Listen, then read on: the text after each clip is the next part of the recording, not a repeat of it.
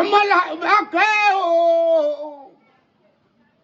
ilé lọ́wọ́ bá wà owó dé yàrá lọ́wọ́ bá wà ọkọ̀ owó dédé àyà mọ́gàjì olórí mọ́gàjì ilé ètò kìíní ti lé tó kún nílẹ̀ Ìbàdàn ọ̀sọ̀dún ọdún yìí á ṣe tẹ̀lé ìtọkọtọmọ lágbára Ọlọ́run ọba ìlàyà láwùrà bí Ọlọ́run ní jẹ́ kó òkú ní kékeré ọmọ Tápà lè pé Olúbísí ìyálẹ́nu ọ̀yà yóò ṣẹ̀yẹ yóò bò yóò sábà kẹ́nà kìtàbù jìtùmẹ̀jì kìtàbù láì lọ́mọ Tápà lẹ́mú forí balẹ̀ lọ́dọ̀ bàbá tẹ̀yìn ìgbà òbí mi mo dòdò máa jó gírí lódò mi kòkó bí ní ọmọ dòdò mọ́ pọ̀lọ́gọ́dì.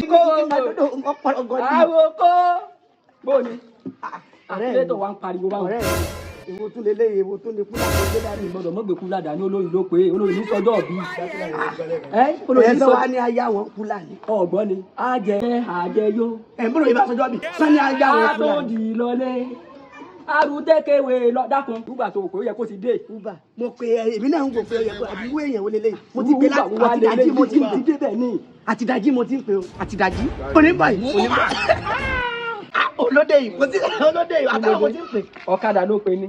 Àtọ̀kadà àti kíni káti dọ́dọ̀ olórí ní. Tó tó wá rí bó ti dé ni. Kí ló dé tẹ́ ẹ fi jí ọ̀kadà dé?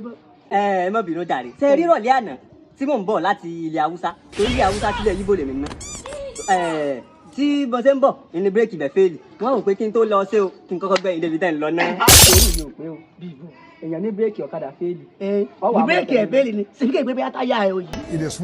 Yóò gbé wa lọ. Ó dàbí tiẹ̀ ti ta. Will you keep quiet? Bírèkì ẹ̀ ti fẹ́ẹ̀lì.